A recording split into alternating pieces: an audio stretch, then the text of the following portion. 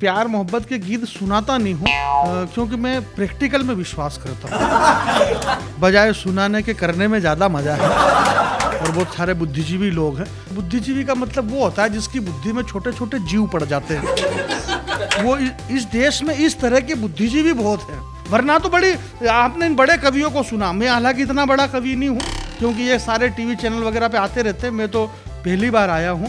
ये सारे देश दुनिया में जाते रहते हैं, बम्बई, दिल्ली, बेंगलोर, हैदराबाद, जाने कहाँ मैं कहीं भी नहीं गया हूँ। मेरे घर से सीधा अभी यहीं आया हूँ और यहाँ से वापस मेरे घर चला जाऊँगा। नहीं अपन 10-10, 20-20 दिन इधर उधर घूमते फिरो, क्या मतलब? अपन इधर उधर घूमते फिरो और अपने घर के सामने फिर दूसरे घूमते फिरे। आगे आगे मुर्गी जा रही थी, पीछे पीछे एक मुर्गा।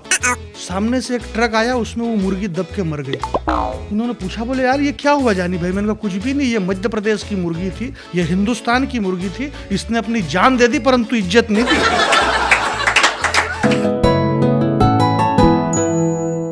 हम ऐसे शब्द का प्रयोग क्यों करें जिससे किसी की आत्मा को ठेस पहुंचे? कुसड़ा खा गया और चारा खा गया और ये भ्रष्टाचार करना अन्याय है। हमें पता है कि भ्रष्टाचार करना अन्याय है। अन्याय का मतलब क्या होता है? एक अन्य तरह की आय। वहां क्या बस वो आय अपन प्राप्त कर रहे हैं, क्या दिक्कत है आप? और हम नहीं खाएंगे तो कौन खाएगा? और ये कौन चिल्ला रहा कि खा गए? ये वही चिल्ला रहा जिसको खुद को खाने को नहीं मिला। सुनिएगा कि माँ की कोख से पहला कदम तूने इसी धरती पर रखा है। इस मिट्टी के स्वाद को तूने कई बार चखा है। तेरे अब्बू की उंगली पकड़ करके इस धरती पर तू घूमा है। ठोकर लगी तो सैकड़ों बार इस मिट्टी को तूने चूमा है। इस गांव के गलियों के चबूतरे पर तूने कई रातें काटी है। और तुझे पता ही नहीं यार, ईद की सेवैयां तूने मेरे घर तक आकर के बांटी है। हम जब स्कूल में पढ़ते थे, छोटी क्लास में पढ़ते थे, मास्टर जी प्रार्थना करवाते थे, जन गण मन अधिनायक जय हे भारत भाग्य विधाता। उस वक्त मेरे आगे प्रार्थना में लगने वाला सलीम सबसे आगे भारत माता की जय बोलता था। तुतलाती जबान पे भारत माता की जय और मन में प्यारा वतन था। जब पहली बारिश में तू भींगा तो मेरा कमीज और तेरा बदन था। वो खुशी के दिन पता नहीं क्यों अब गम में बदल चुके हैं। और चुराए थे चुपके चुपके जो बेर हमने साथ में, पता नहीं क्यों वो बम में बदल चुके हैं। ये भारत का संस्कार है। उम्र में तू बहुत छोटा था, तेरी मौसी के घर से ही लौटा था। और अकस्मात जब बीमार पड़ा तो छूट गए तेरे हाथों के वो गिल्ली डंडे, वो उछलना कूदना, वो हथकंडे। तब मेरे दादाजी ने डाले थे तेरे गले में ताबीज और गंडे। मेरे घर वालों ने तेरे नाम पर कितना संताप किया था। और तुझे पता ही नहीं यार, मेरी माँ ने तेरे नाम पर कई बार महामृत्युंजय का जाप किया।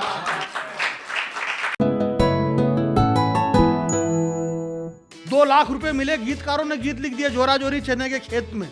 उस संगीतकार ने चने का खेत नहीं देखा, उस डायरेक्टर ने चने का खेत नहीं देखा, उस गायक ने चने का खेत नहीं देखा, उस माधुरी दीक्षित ने चने का खेत नहीं देखा।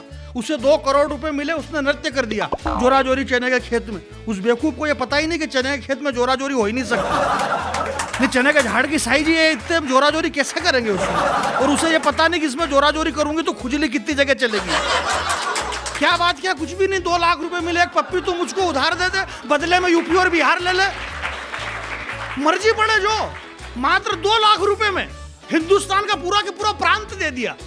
एक पप्पी तू मुझको उधार दे दे, बदले में यूपी और बिहार ले ले। मैंने कहा तेरे बाप का राज है जो यूपी और बिहार दे देगा, बदले में वो बिहार का बॉस एक पप्पी नहीं लेगा। माना कि करिश्मा कपूर तू बहुत है चतुर, पर अभी तक कोई चुनाव नहीं लड़ी है, इन नेताओं के चक्कर में नहीं पड़ी है। वो बिहार के बॉस विश्व के सारे रिकॉर्ड तोड़ देंगे और जिसने पशुओं का चारा तक नहीं छोड़ा, तेरा गोरा गाल छोड़ देंगे।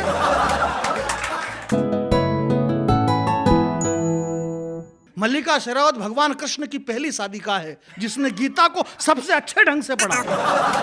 हंसने की बात नहीं, भगवान श्री कृष्ण ने अर्जुन से कहा कि हे अर्जुन, यह देह मिथ्या है। उसने ढंग से पढ़ा मल्लिका शेरावत ने कि जब शरीर मिथ्या है तो कपड़े पहनने से क्या मतलब। अगले ने कपड़े कम कर दिए। राष्ट्रपिता महात्मा गांधी ने जो कपड़े उतारे थे वो देश के लिए उतारे थे। सलमान खान ने ऐश के लिए उतारे और इस मल्लिका शेरावत ने केस के लिए उतारे। वो एक मुंबई से उड़ान भरा सत्यम भाई फ्लाइट, अकस्मात क्या हुआ कि उसमें यांत्रिक खराबी आई। पायलट ने कहा बोले इसमें यांत्रिक खराबी है। उसमें 4 पैराशूट थे स्पेशल।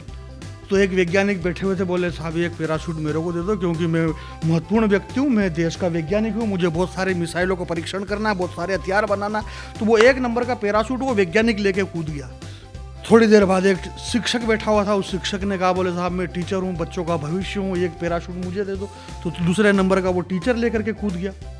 फ्लाइट के अंदर एक छोटा सा मासूम बच्चा भी बैठा हुआ था, और एक पड़ोस में एक नेताजी बैठे हुए थे। नेताजी ने कहा, बोलो नेताजी वीआईपी थे, बोले मैं देश का नेता हूँ, फलाना हूँ, ढिमका हूँ, एक पैराशूट मुझे देना ही पड़ेगा।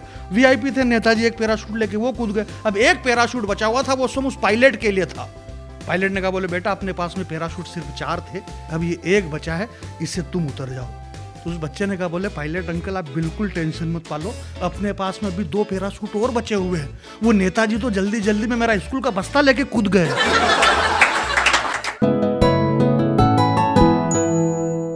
ये पत्नी एक ऐसा सब्जेक्ट है जिससे ज्यादा बात नहीं कर सकते, वरना पता नहीं कब कहाँ क्या जवाब दे दे। मैंने मेरी पत्नी से कहा, बोले ये जो कटे बाल वाली मैडम है ना, रात को मेरे सपने में आ रही थी। बोले अकेली आ रही होगी। मैंने कहा तुझे कैसे पता? बोले उसके हस्बैंड तो मेरे सपने में आ रहे थे। पत्नी ने कहा कि मुझे तो इस बात का होता है कष्ट, विश्व सुंदरी यानी जिसके शरीर पे सबसे कम कपड़े वो फर्स्ट, इसलिए इस देश को विश्व सुंदरी प्रतियोगिता के लिए करोड़ों रुपया नहीं खोना चाहिए, और देश में विश्व सुंदरी की जगह झांसी की रानी बनाने की प्रतियोगिता होना चाहिए।